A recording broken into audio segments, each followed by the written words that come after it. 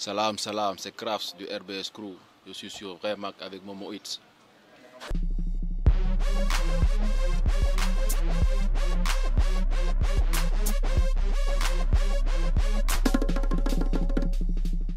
Bon, je serai une de mes pièces 3D. Parce qu'il y a 3 dimensions qui font que sans elles, il n'y a pas d'équilibre, quoi. Déjà, il y a la composante spirituelle. Après, il y a la composante culturelle et la personne qui est au milieu. C'est-à-dire, c'est un peu comme l'esprit, le physique et l'entité qui va permettre d'allier les deux, quoi. Donc, je pense que je serai une pièce 3D complexe. Mon premier geste du matin. Je me réveille et j'éteins le réveil. Je pense que c'est le premier geste que je fais chaque dans mes faits réveil.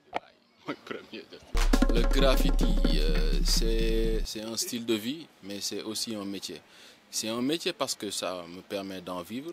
Je vis du graffiti, il paie. C'est un style de vie parce que, en fait, c'est l'artiste qui parle. Quand je fais une fresque, c'est pas seulement le fait de venir peindre et repartir. C'est un échange avec le support. C'est-à-dire qu'il y a une partie de moi que je donne au mur. Il y a un échange qui se fait, c'est une communication qui va au-delà du juste visuel que l'on voit à la fin. C'est un style de vie parce que je me reconnais dans ce graffiti-là et il y a une identité artistique qui a vu le jour et cette identité, elle me définit parce qu'il y a toujours une partie de moi, de mon vécu que je mets dans mes œuvres, que ce soit sur le penchant spirituel ou bien sur le plan juste culturel.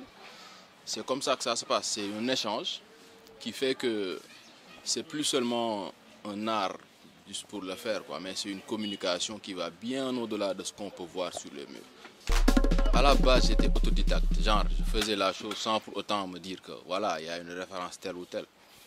Mais au fur et à mesure, j'évoluais, j'ai rencontré des artistes graffeurs, en l'occurrence Madzo, TRK que je salue au passage. Il y a aussi King Mo, 504, avec qui on a formé le collectif RBS Crew. J'ai aussi cheminé un moment avec Docta du Dohandem Squad.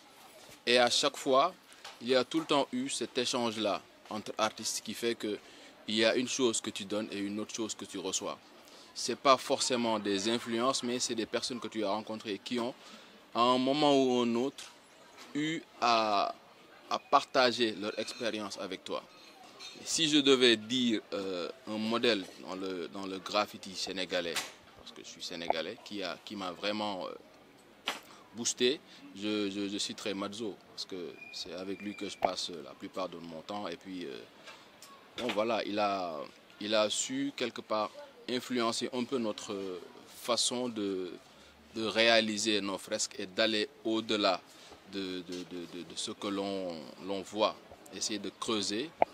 Mais aussi, il y a Akonga du collectif RBS Crew aussi, qui a pas mal eu une certaine influence sur le fait d'ouvrir les limites de nos esprits afin d'essayer d'aller toucher la perfection, tout en sachant que c'est un chemin et pas une destination. Donc, est-ce que je vis du graffiti? Ben ouais, j'ai envie. C'est une question qui revient et qui revient. Bien sûr qu'on en vit.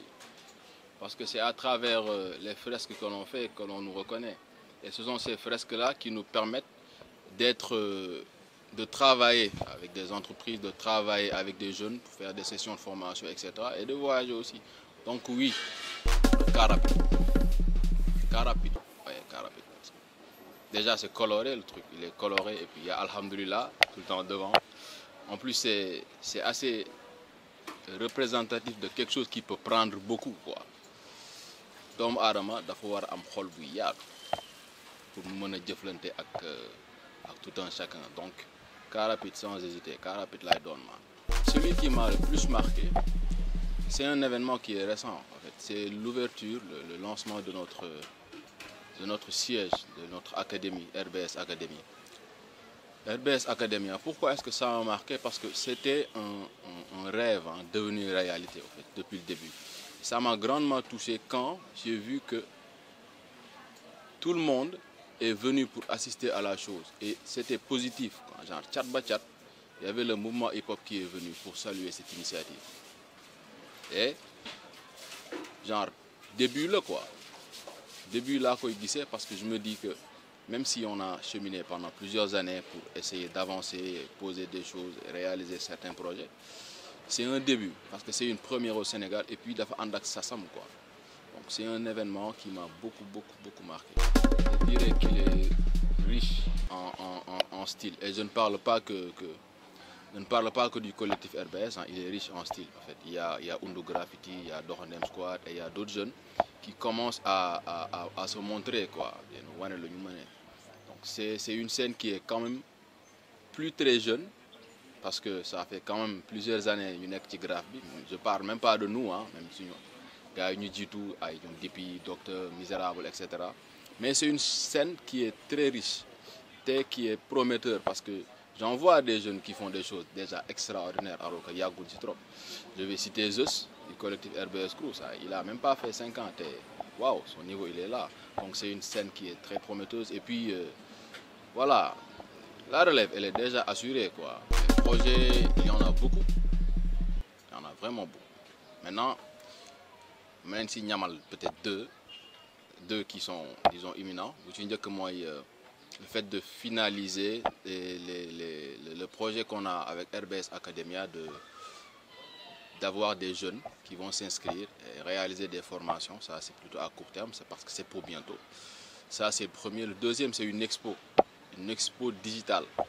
C'est une expo qui va être axée uniquement sur tout ce qui est digital painting, etc. Ça, c'est des objectifs, des projets à court terme, quoi, disons, 1 an, grand max 2 ans, quoi. Maintenant, à long terme, c'est le fait on a déjà un acquis, côté style, côté connaissance sur le graffiti et la manière dont on le fait. C'est un acquis.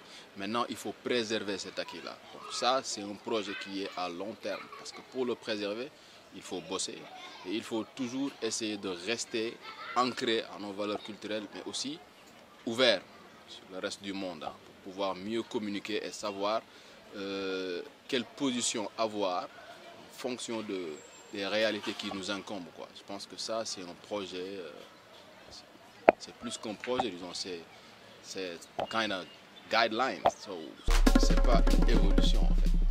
C'est pas une évolution. Parce que graphe dafa am rek dugg ci musée. Parce que pour moi, même exposer, si c'est un musée à ciel ouvert, c'est quand même au musée, en fait.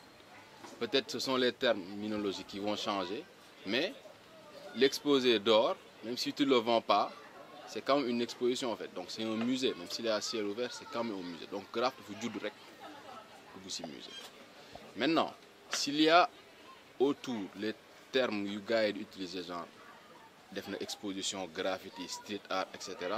Ça, c'est pour essayer de canaliser, je dirais même un peu d'essayer de contrôler ce mouvement qui à la base est quelque chose qui, l'un des soubassements, sinon l'unique soubassement du mouvement hip-hop.